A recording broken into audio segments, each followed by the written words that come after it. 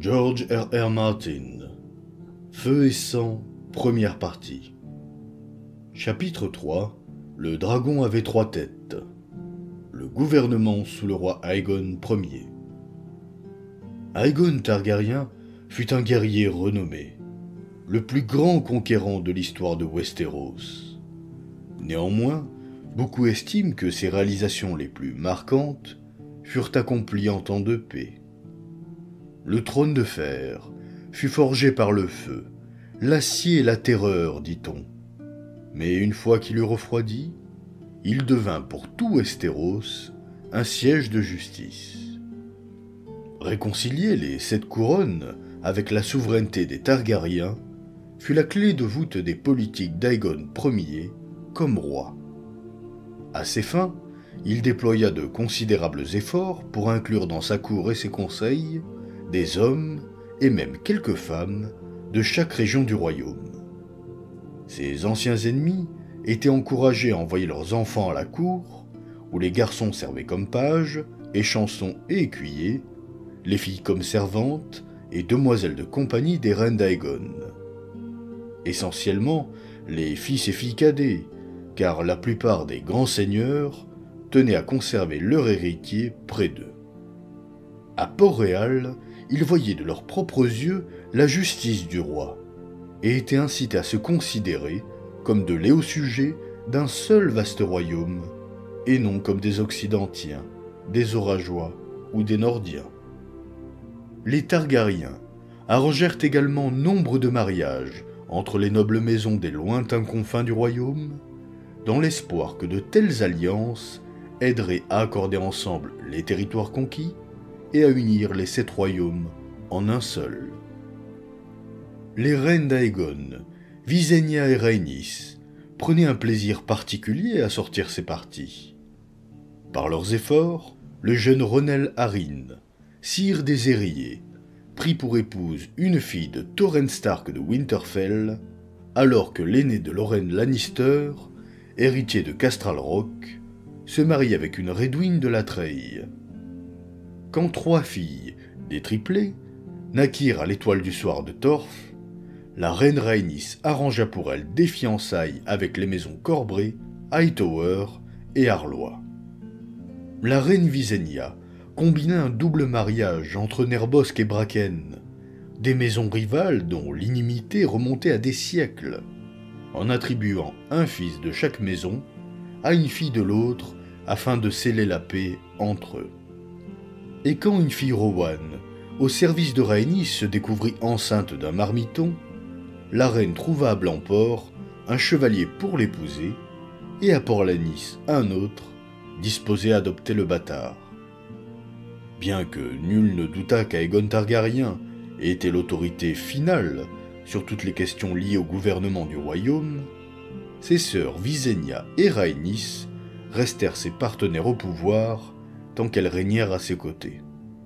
À l'exception peut-être de la bonne reine Alysanne, épouse du roi Jaehaerys Ier. Aucune autre reine de l'histoire des 7 couronnes n'exerça jamais autant d'influence sur la politique que les Sœurs du Dragon. Le roi avait coutume d'amener partout où il voyageait une de ses reines avec lui, tandis que l'autre demeurait à Port-Réal ou à Pendragon, siégeant fort souvent sur le trône de fer, afin de décider sur tous les sujets qu'on pouvait lui soumettre. Bien qu'Aegon eût institué Port-Réal comme son siège royal et installé le trône de fer dans la grande salle enfumée de Fort Aegon, il n'y passait guère plus d'un quart de son temps. Autant de jours et de nuits étaient passés à Pendragon, l'île citadelle de ses ancêtres. Le château au-dessous du mont Dragon, disposé de 10 fois plus d'espace que Fort Aegon, avait considérablement plus de confort, de sécurité et d'histoire. On entendit un jour le conquérant déclarer qu'il aimait jusqu'à l'odeur de Pendragon, où l'air salé se mêlait toujours de fumée et de soufre. Aegon passait à peu près la moitié de l'année dans ces 2 sièges, divisant son temps entre eux. L'autre moitié, il la dédiait à une pérégrination royale perpétuelle, menant sa cour d'un château à un autre, séjournant à tour de rôle chez chacun de ces grands seigneurs.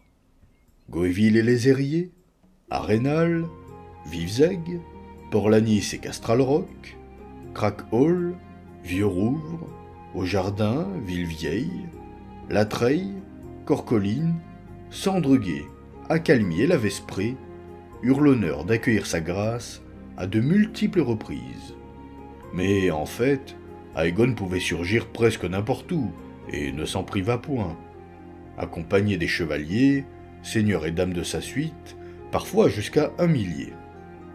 Il fit en 3 occasions le grand voyage jusqu'aux îles de Fer, 2 fois à Pic et une à Grand-Wick, passa une demi-lune à Sorton en 19, et visita 6 fois le nord, tenant cours 3 fois à Blancport, 2 à Tertrebourg, et 1 fois à Winterfell lors de sa toute dernière pérégrination royale en 33. « Mieux vaut prévenir les rébellions que de les mater », répondait fameusement Aegon quand on lui demandait la raison de ses périples. Un aperçu du roi dans toute sa puissance, monté sur Balérion, la terreur noire, et escorté de centaines de chevaliers tout brillants de soie et d'acier, contribuait beaucoup à instiller de la loyauté chez les seigneurs trop remuants. Le peuple avait également besoin de voir de temps en temps ses rois et ses reines, ajoutait le roi, et de savoir qu'ils auraient une occasion de lui présenter leurs griefs et leurs inquiétudes. Et ils en profitaient. Une grande part de chaque pérégrination royale était consacrée à des banquets, des bals, des chasses à courre et aux faucons, où chaque seigneur tentait de surpasser les autres en splendeur et en hospitalité. Mais Aegon mettait également un point d'honneur à donner audience partout où il se trouvait, que ce soit sur une estrade dans le château d'un grand seigneur, ou sur une pierre moussue dans le champ d'un fermier. Avec lui voyageait Simestre, pour répondre aux questions qu'il pourrait avoir sur les lois, les coutumes et l'histoire locale, et pour noter les décrets et jugements que sa grâce pourrait rendre.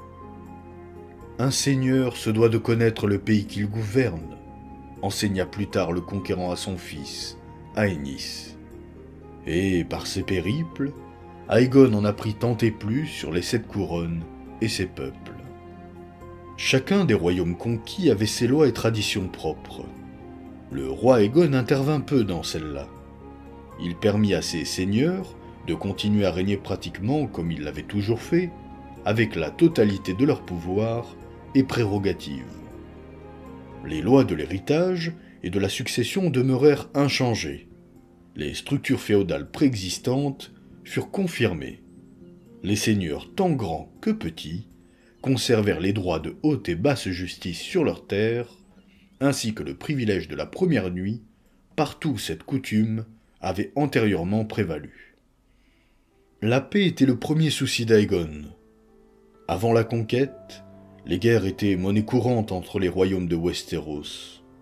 Il ne se passait guère 1 an sans que quelqu'un se batte avec quelqu'un d'autre, quelque part. Même dans des royaumes réputés en paix, des seigneurs voisins vidaient souvent leurs querelles à la pointe de l'épée. L'accession au pouvoir d'Aegon y mit un terme en majorité. La couronne jugeait les disputes entre les grandes maisons du royaume.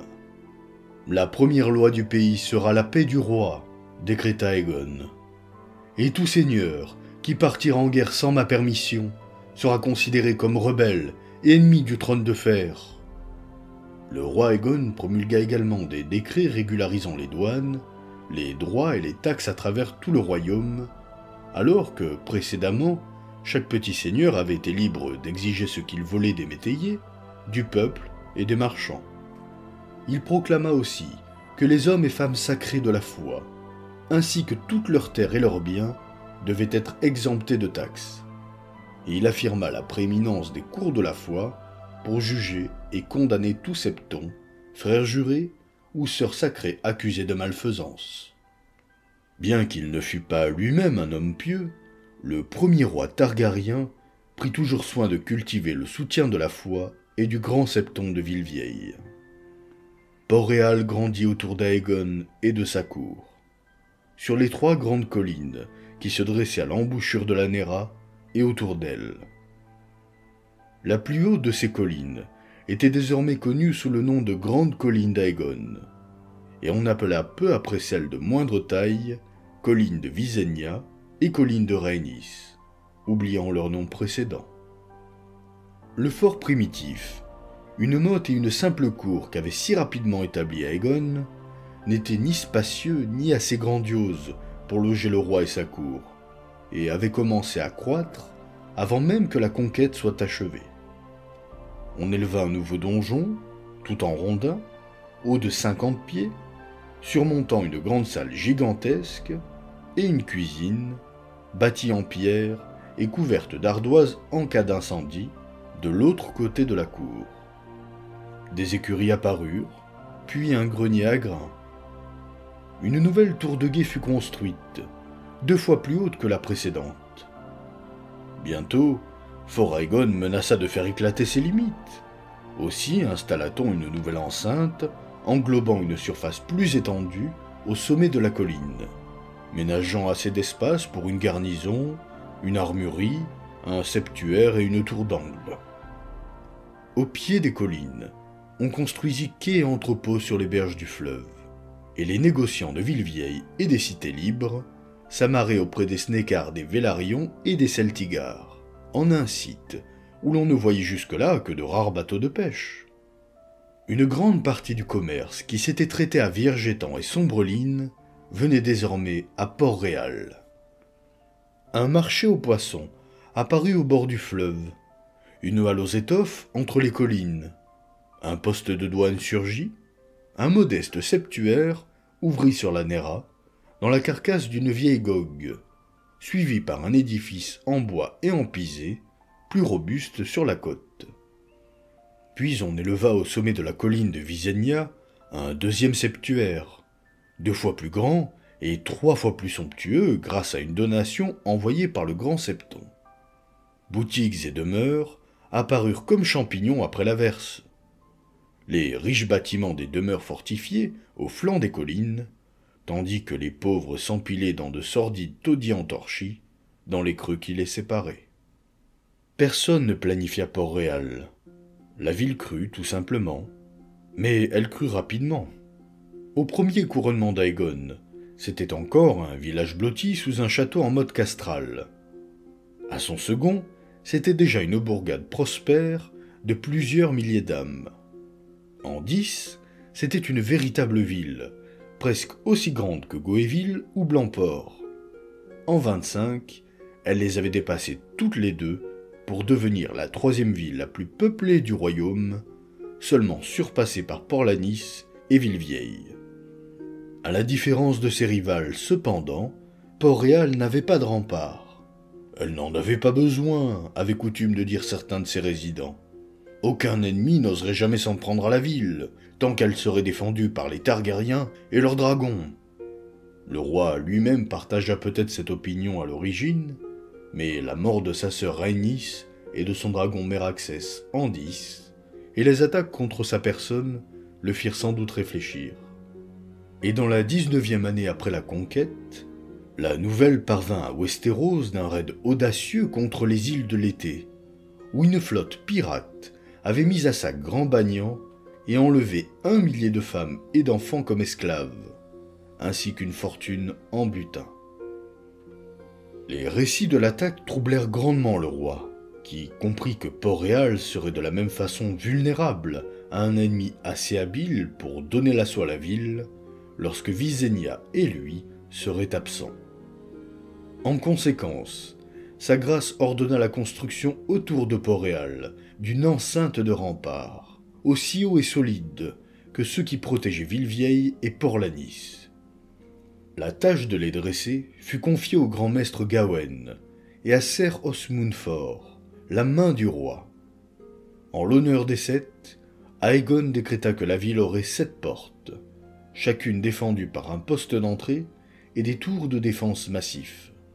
Le travail sur l'enceinte commença l'année suivante et se poursuivit jusqu'en 26. Ser Ormund était la 4e main du roi. Sa première avait été Lord Orys Baratheon, son demi-frère bâtard et compagnon de sa jeunesse. Mais Lord Horis avait été capturé au cours de la guerre dornienne et avait perdu sa main d'épée. Une fois racheté par une rançon, sa seigneurie demanda au roi d'être libéré de ses devoirs. « La main du roi devrait avoir une main, dit-il. Je ne veux pas que les gens parlent du moignon du roi. » Aegon fit ensuite appel à Edmund Tully, sire de Vivzeg, pour assumer cette charge. Lord Edmund servit de 7 à 9, mais lorsque son épouse mourut en couche, il jugea que ses enfants avaient plus besoin de lui que le royaume, et sollicita permission de regagner le Conflent.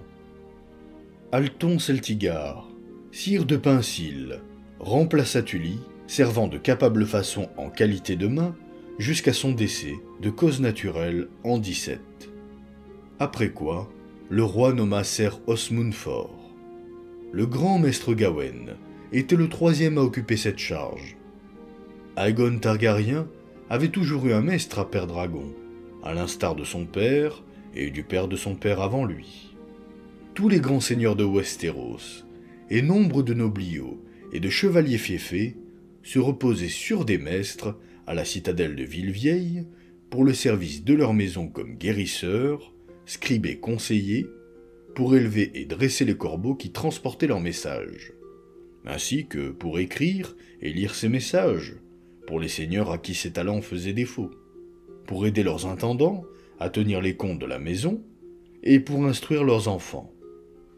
Au cours des guerres de conquête, Aegon et ses sœurs avaient chacun un maître à leur service, et par la suite, le roi en employa parfois jusqu'à une demi-douzaine, de façon à traiter toutes les affaires qu'on lui soumettait. Mais les hommes les plus sages et les plus instruits des 7 couronnes étaient les archimestres de la citadelle, chacun d'eux représentant l'autorité suprême dans l'une des grandes disciplines. En 5, le roi Aegon, sentant que le royaume pourrait bénéficier d'une telle sagesse, demanda au conclave de lui envoyer un de ses membres pour la viser et débattre avec lui de toutes les questions relatives au gouvernement du royaume. Ainsi fut créé l'office de grand maître, à l'initiative du roi Aegon. Le premier homme à servir en cette capacité fut l'archimestre Olidar, conservateur des chroniques, dont l'anneau, le bâton et le masque étaient en bronze. Bien qu'exceptionnellement érudit, Olidar était aussi exceptionnellement vieux, et il quitta ce monde moins d'1 an après avoir revêtu le manteau de grand maître. Pour le remplacer, le conclave sélectionna l'archimestre Lyons, dont l'anneau, le bâton et le masque étaient d'or jaune. Il s'avéra plus robuste que son prédécesseur, servant le royaume jusqu'en 12, où il glissa dans la boue, se brisa la hanche et mourut peu après. Le grand maître Gawain fut ensuite élevé à ce rang. L'institution du conseil restreint du roi ne s'épanouit pas pleinement avant le règne du roi Jaehaerys le Conciliateur. Mais cela ne veut pas laisser entendre qu'Aegon Ier régnait sans bénéfice de conseiller. On sait qu'il consultait souvent ses divers grands maîtres, ainsi que ses propres maîtres de maison. Sur les questions touchant à l'impôt, aux dettes et aux revenus, il sollicitait l'avis de ses grands argentiers. Bien qu'il gardât un septon à Port-Réal et un à Père-Dragon, le roi écrivait plus souvent au grand septon de Villevieille sur les sujets religieux et mettait toujours un point d'honneur à visiter le septuaire étoilé lors de son circuit annuel. Plus que sur aucun de tout cela, le roi Aegon se reposait sur la main du roi et bien sûr sur ses sœurs, les reines Rhaenys et Visenya. La reine Rhaenys était une grande bienfaitrice des bardes et des rhapsodes des 7 couronnes, faisant pleuvoir l'or et les présents sur ceux qui lui plaisaient. Bien que la reine Visenya estimât sa sœur frivole, il y avait là une sagesse qui dépassait le seul amour de la musique. Car les rhapsodes du royaume, dans leur empressement à remporter la faveur de la reine, composaient nombre de ballades à la louange de la maison Targaryen et du roi Aegon, qu'ils partaient ensuite chanter dans chaque donjon, château et précommunal, des marches de Dorne jusqu'au mur. Ainsi la gloire de la conquête fut-elle proclamée aux gens simples, tandis qu'Aegon le dragon devenait pour sa part un roi héros. La reine Rhaenys portait beaucoup d'intérêt au peuple aussi, et aimait plus spécialement les femmes et les enfants. Un jour, alors qu'elle tenait cour à Fort Aegon, on amena devant elle un homme qui avait battu sa femme à mort. Les frères de celle-ci voulaient qu'il soit puni, mais l'époux protestait qu'il se trouvait dans le cadre de ses droits légitimes, car il avait surpris son épouse au lit avec un autre homme. Le droit d'un mari à châtier une femme infidèle était bien établi à travers les 7 couronnes, à l'exception de Dorne. Le mari fit observer en outre que le bâton dont il avait usé pour battre son épouse n'était pas plus épais que son pouce, et l'exhiba même comme preuve. Lorsque la reine lui demanda combien de fois il avait frappé sa femme, cependant, le mari ne sut répondre, mais les frères de la morte soutinrent qu'il y avait eu 100 coups. La reine Rhaenys consulta ses mestres et septons, puis rendit sa décision.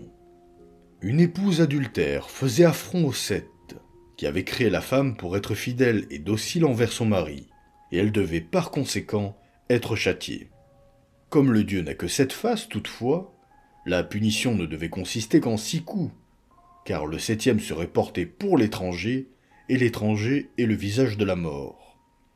Ainsi, les 6 premiers coups administrés par l'époux avaient-ils été licites? Mais les 94 autres restants avaient été une offense contre les dieux et les hommes, et devaient être punis de même façon. À partir de ce jour, la règle des 6 fut intégrée à la loi commune, au même titre que celle du pouce. Le mari fut conduit au pied de la colline de Rhaenys, où il reçut 94 coups des frères de la morte, qui usèrent de bâtons de taille licite. La reine Visenya ne partageait pas l'amour de sa sœur pour la musique et les chants. Elle n'était pas dénuée d'humour, toutefois, et eut durant bien des années son propre fou, un bossu hirsute nommé Lord Museau de Singe, dont les facéties l'amusaient grandement. Quand il mourut étouffé par un noyau de pêche, la reine se procura un singe qu'elle revêtit des atours de Lord Museau de Singe. Le nouveau est plus intelligent, avait-elle coutume de dire. Cependant, il y avait de la noirceur en Visenya Targaryen. À la plus grande partie du monde, elle présentait le redoutable visage d'une guerrière, sévère et impitoyable. Même sa beauté avait un tranchant, disaient ses admirateurs. Aînée des 3 têtes du dragon, Visenya survivrait à son frère et à sa sœur, et la rumeur voulait que, dans ces dernières années, quand elle ne fut plus capable de manier l'épée, elle se soit plongée dans les arts ténébreux, mélangeant des poisons et jetant des sorts malins. Certains suggèrent même qu'elle aurait pu être fratricide et régicide, bien qu'aucune preuve n'ait jamais été avancée pour soutenir de telles calomnies. Ce serait une cruelle ironie si la chose était vraie, car, en sa jeunesse, nul ne fit davantage pour protéger le roi. Visenya usa à 2 reprises de noirceur pour défendre Aegon lorsqu'il fut attaqué par des spadassins dorniens. Tour à tour, soupçonneuse et féroce, elle n'avait confiance en personne, hormis son frère. Durant la guerre dornienne, elle prit l'habitude de porter une cotte de maille nuit et jour, même sous ses habits de cour, et pressa le roi d'en faire autant. Comme Aegon refusait, Visenya devint furieuse. « Même avec feu noir en main, tu n'es qu'un homme, lui dit-elle, et je ne peux être avec toi sans cesse. » Quand le roi fit observer qu'il avait des gardes autour de lui, Visenya tira Noirceur du fourreau et le coupa à la joue, si rapidement que les gardes n'eurent pas le temps de réagir. « Tes gardes sont lents et paresseux, commenta-t-elle. J'aurais pu te tuer aussi aisément que je t'ai balafré. Tu as besoin d'une meilleure protection. » Le roi Aegon, saignant de l'estafilade, n'eut d'autre choix que d'acquiescer. Nombre de rois avaient des champions pour les défendre. Aegon était le suzerain des 7 couronnes. Par conséquent, il devrait en avoir 7, décida la reine Visenya. C'est ainsi que naquit la garde royale, une fraternité de chevaliers, les meilleurs du royaume, en manteau et armure du blanc le plus pur, sans nulle autre tâche que de défendre le roi, sacrifiant leur vie pour lui, au besoin. Visenya calqua leurs vœux sur ceux de la garde de nuit. Comme les corbeaux en manteau noir du mur, les épées blanches serviraient à perpétuité, renonçant à tous leurs domaines, titres et biens matériels, pour mener une existence de chasteté et d'obéissance, sans aucune autre récompense que l'honneur. Tant de chevaliers se manifestèrent pour proposer leur candidature à la garde royale, que le roi Aegon envisagea de donner un grand tournoi afin de déterminer les plus dignes parmi eux. Visenya ne voulut pas en entendre parler toutefois. Être un garde royal exigeait plus qu'une simple dextérité aux armes, fit-elle observer. Elle ne courait pas le risque de placer dans l'entourage du roi des hommes d'une loyauté douteuse, quelle que soit la valeur dont ils feraient preuve dans une mêlée. Elle choisirait ses chevaliers elle-même. Ceux qu'elle sélectionna étaient jeunes et vieux, grands et trapus, bruns et blonds. Ils venaient de tous les recoins du royaume. Certains étaient des puinés, d'autres les héritiers d'anciennes maisons qui renonçaient à leur héritage pour servir le roi. L'un d'eux était un chevalier sauvage, un autre était né bâtard. Tous étaient rapides, vigoureux, observateurs, habiles avec l'épée et le bouclier et dévoués au roi.